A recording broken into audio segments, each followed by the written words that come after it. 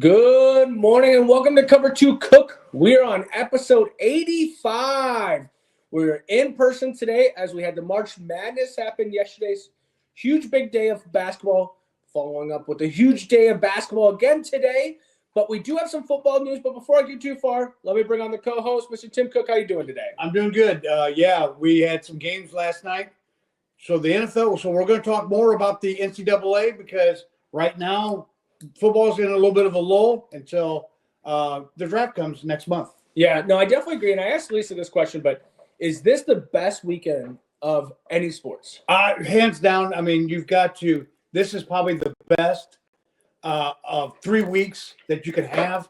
You have nothing but wall-to-wall basketball from 11 o'clock in the morning till midnight. It went into midnight last night. Yeah. It's an all-day kind of deal where you could just set up your TVs and just watch and do what you need to do to watch these games.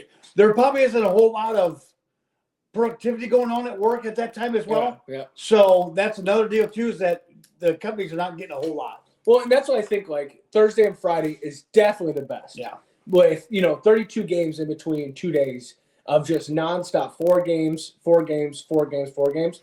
I think Saturday you already start to, like, miss what Thursday and Friday is because you got a game at 11 and then a game at 1. Right. And then at 4 o'clock it starts taking off again. Yeah. And then when you get to Sweet 16 next weekend, you're like, okay, I want the 11 o'clock all the way to 11 o'clock at night. Yeah. I definitely agree. It's one of the best, even if you're not a college basketball, like for us, like we don't watch college basketball all year. We kind of start watching it conference championship time to see what team to put for the bracket. But when you're watching it like this, you're, for one, just being like, the talent that's out there, and then also the school spirit that you see there. And then to find out that one of the regions was right down the street from us in Milwaukee. Right. I would never do that in the opening weekend, but would you ever go to what stage would you go to if you went to a March Madness? I would say probably the regionals, your Sweet 16, Elite 8. I mean, I think you're getting 2 games, back to back in them days. I think it's just the competition starts stepping up as well in the Sweet 16. I think you get a lot more excitement. And as you can see after yesterday, there's not a whole lot of buzzer beaters, and things just start out slow. Yeah, I definitely agree. I would never do the first two, like the first 2 rounds. And the reason I say this is because you're missing out on so much more basketball. But I would probably say Elite 8 is like the farthest I would, because then you're maybe missing 1 game. Right. Final Four would be amazing. Obviously, championship game would be amazing. But I don't think, I wouldn't pay a high price to go see a game like this today. But before we get too far with college basketball, let's go back to the NFL. Right off the bat with the NFL, there was a report that said that the Vikings are going to move forward with J.J. McCarthy. They are not interested in Aaron Rodgers. Now, this did not come from the NFL team. This came from a reporter that said this. I think this is a bad decision by the Minnesota Vikings. I think I'm saying it as a Vikings fan. Why not give the Aaron? Maybe it's 1 year. Right. But I see where the Vikings are like, we need to find out if this guy is going to be the guy or not, and we need to move forward. Rookie contracts are amazing when you have a player like Justin Jefferson that's taking a lot of money. But why not? I mean, I think if they go and get Aaron Rodgers, I think they become an NFL Super Bowl team overnight. Caliber team. What do you think? I disagree. I totally disagree with this. I think Rodgers is cancer. I think he's going to be cancer for a team that is a contender that could play for the Super Bowl. I think he's cancer. I think you can't have him. You can't have him. Because also, too, you got to see what J.J. McCarthy is about, and you also got to see he's always going to be, oh, where's Aaron? Where's Aaron at? I don't trust him. He's not been very good. He wasn't good for the Jets. He's just not. I think you got to move on and maybe get him a Jacoby Brissett kind of backup quarterback, but I just don't think he's. I think it's hard to say that you don't think that Aaron Rodgers played. I mean, yes, obviously the first season he gets 4 plays. Right. This last season, yes, he got some of the guys in, and that's what people like that are frustrated is like he got Devontae Adams, but the way they started playing at the end of the year, I don't put that on Aaron Rodgers. The way they were playing at the end of the year was bad offensive line, which he had obviously a problem the year before because he gets injured, but he had a bad offensive line. Vikings have a better offensive line. You talk about wide receivers, Garrett Wilson or Justin Jefferson. Yeah. I mean, Justin Jefferson is better than Devontae Adams. Right. At this age. So I think he's takes a step forward.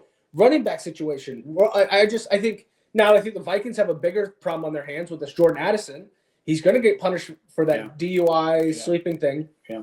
So they went out and got a wide receiver to help that with that situation. But I just think when you look at it, is like I get JJ. I don't have faith in JJ. I just he won in Michigan. He had a pretty freaking good team around him in Michigan. Yes, he did. He did. And they didn't win on throwing the ball. They won by him running the ball. Yeah. And I think that's the thing that makes me nervous. But I know with this coach, if he gets an accurate quarterback. Now, I was watching another place, and rumors that the Vikings have held on to JJ to possibly trade him to the Chargers for Justin Herbert and trade picks. Now, I think that would be huge. The only problem with that, though, is Justin Herbert's getting paid. Yeah. He got money. So now you need to win ASAP because you're going to lose players. Yeah. You're watching these other teams that are losing players because they got to pay everyone else. So I don't know. I just feel like if you're Vikings, why not? Why not just be interested? We'll see how low he'll go to take him and go from there. I think you go after him if you don't think that knee is sound. And that's another thing too. Is he had two surgeries. Two surgeries. And it's a major knee injury for a quarterback. Yeah. And I think they would have went after him hard if they didn't think that knee was sound. I think they think that knee is sound and they're going to go for it. It has to be that way. I mean, it has to be why they didn't. I just don't want to be sitting here week 4, week 5 being like, what are we doing? Yeah. Like we were a team that should have been competing we were competing for the conference last year or the division. And now we could be in last place because the Bears went out and did their thing. Mm-hmm. Green Bay's possibly going to draft for the first time in a long time a wide receiver in the first round. Right. Lions are the Lions with their culture. And who are we? And that's what's going to piss me off. Is like, now get me wrong. I hope people come after me and be like, JJ's pretty good, huh? Because then that makes the Vikings are good. Right. But it's one of these things where I don't have faith. The last time a Michigan quarterback was worth a shit is ago. Yeah. And he wasn't even projected that way coming out of college. No. So it's one of these things where I don't trust him. Prove me wrong. Yeah. Prove me wrong. But I just think when you have someone out there like Aaron Rodgers that I don't believe is done with having good ball. I think he's like Brett Favre. He's got maybe 1, maybe 2 more years left in that body. And if you get 1 to 2 years, I mean, do we forget that year with Brett Favre, we should have won the Super Bowl? Yeah. Like we lose to the Saints go on to win. We should have been in the Super Bowl that year. Right. So I'm sorry, but I wouldn't mind that again. So that's enough with the Vikings. I could talk to the Vikings all day. Let's move on to the Bengals because they have so much money because they're just tossing it out left and right. Oh, no. Only to 3 people. Trey Hendrickson. They are saying that they are done with conversation talks as of right now for a contract renewal. But what are you going to do? Yeah. What are you going to do with the defense that doesn't have your best player? I mean, you're going to have to score 80 points a game to beat these teams. Yeah. And you're not going to do it because your offense is about as good as the rest of your division. What do you think about this one? I don't understand. I don't either. That's why they lost some of their other defensive people because they waited to the last minute to get a contract done. And you can't do – their offense is good. And I think they would have been just as fine if they didn't, get T. Higgins and use that money for Hendrickson. Yeah. But here's another deal, too. When you set all this money up, like Dallas, like these other deals, you better draft good. We've said this before. You better – and they haven't. Yeah. They are a dysfunctional – from top to bottom, again, another one of these dysfunctional teams that they just don't draft very well. And you've got to, if you're going to stick all that money into it. Yeah. You've got to. And they may be the last place team in that division this year. If Pittsburgh can go out and get a good quarterback.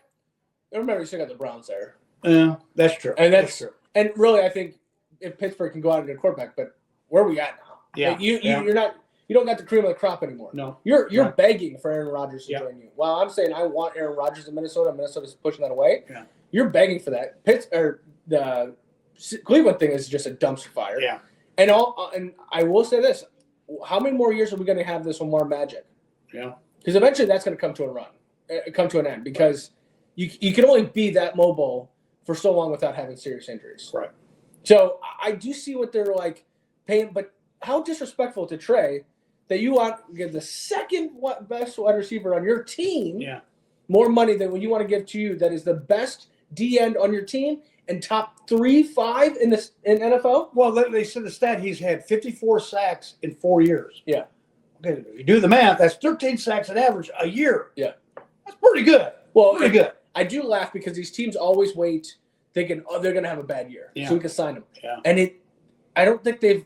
Do you understand that they're going to come out with extra motivation? And he has the best season he's had all in his career this year. So now you're behind the 8 ball. And when Myles Garrett gets that contract, everyone's behind the 8 ball because now you should have paid him last year. Now the bar is set this high. Yes. I mean, it's set so high. And if they wait any longer, if Parsons gets his, you're definitely out of the range. Yeah. Because Parsons is a better player than Trey. Trey had a great season, Right. but Parsons is way better. He's more of a utility player than Trey is. Right. And he wears gloves. I don't like how Trey doesn't wear gloves. Like we're in the new era. I know that's old school, but like Yeah. All right. Well, that's all with the NFL right now. We will move on to basketball, college basketball. Thursday starts us off right off the bat. If you had a perfect bracket after the first game, I'd be surprised. 54% of brackets had Louisville winning. Yeah. Obviously, they get beat. Creighton wins. Should have known that with that tall guy that seems like he's been there for 30 years. Yep. No big upsets. I mean, I know that there was, but some kind of teams expected this one. What was your biggest upset of yesterday? I think Drake winning. They all said at the beginning, if Drake can slow it down, they got a chance against Missouri. Missouri likes to run it up and down the court, and that's what they did. They took him out of their game. McNeese. Yeah. I want to call him McNeese State because that's what they originally was back in the 80s, but now they're McNeese. They took Clemson totally out of it. Clemson was a predicted Final Four team, and they had no chance. It's like Clemson didn't even show up until the last 2 minutes of the game. Yeah. And when they had to. McNeese played 38 minutes. If McNeese could have got the end of the game the way they, instead of trying to shoot and make more points, this wouldn't even been close at the end. Yeah, I would definitely agree. I think if McNeese was a little bit more disciplined at the end of the game, they should have put them out sooner. But the offensive rebounding for McNeese, I mean, Clemson put an ass on someone. Yeah. Get the ball. I definitely agree. I think that's the biggest upset. And I think it's the biggest upset because if you were like me watching, because you didn't watch basketball year, you're watching these talking heads talk about, Clemson. Clemson was never really that good this year. I mean, don't get me wrong. They played good in the ACC. But the ACC hasn't done well so far. Yeah. I mean, North Carolina might be their, which that was let's be honest, that was the ACC championship, was North Carolina versus Duke. Right. That was it, and we just now got another game. I think when you look at Clemson this whole time, Louisville gets beat, Clemson gets beat. McNeese definitely, I think, is your upset, but also the other one is Arkansas. Yeah. I think Arkansas and Kansas, like Calipari and Arkansas, they were not supposed to even be in the tournament. Right. He makes it into the tournament. He goes against now a Kansas team, the coaching staff there, with his record versus Bill Self's record. And Kansas, a projected number 1 team to start the year, loses first round. Biggest disappointment of the year, I think, for college basketball. Biggest disappointment. A blue blood that did not, they got beaten overtime at Baylor earlier in the year. Yeah. And they were never the same since. Yeah. And they had so much talent. So much. Well, and then the AJ Storr comes from Wisconsin to Kansas, and they're like, okay, now let's see.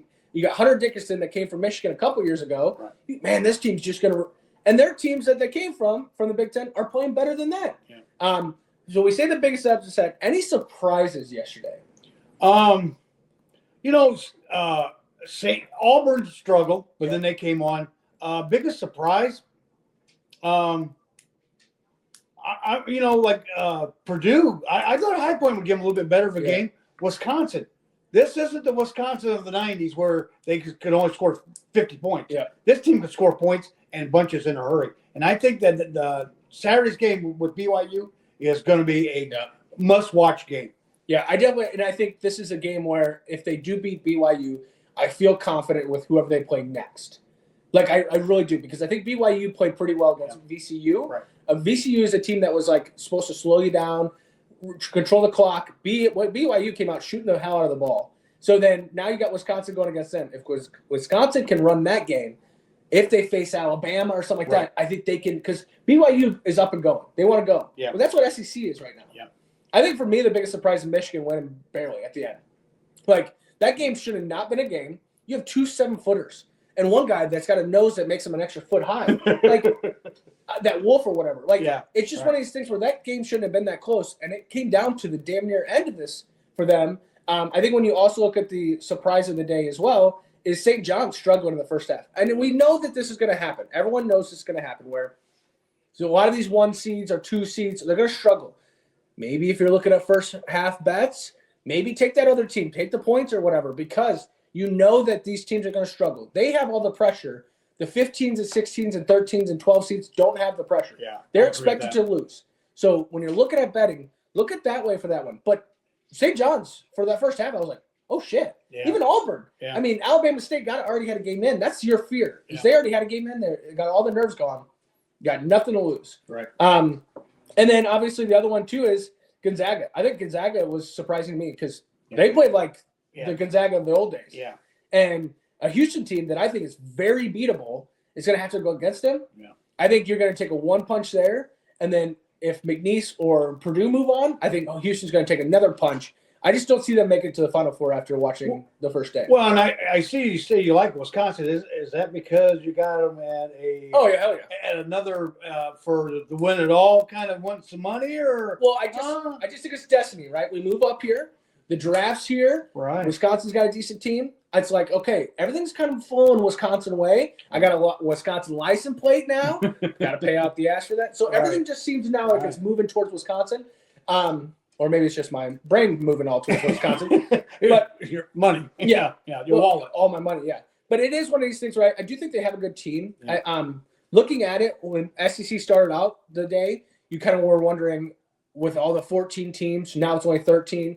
Now it's 12 after this team. This team, Texas loses. They should have beat Xavier on the first 4. Right.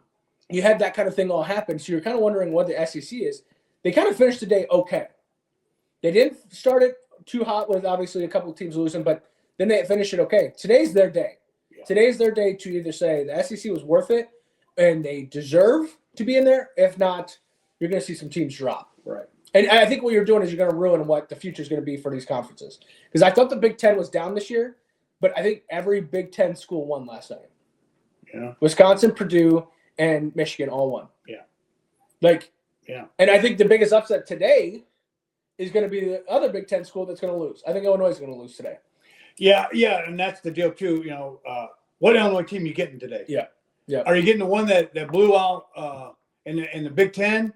I can't remember the name, or the Maryland one that just drilled them? Yeah, or the Duke. Yeah. Yes. Or which team are you getting? And you're getting the team that in Xavier that's already played a game. Yep.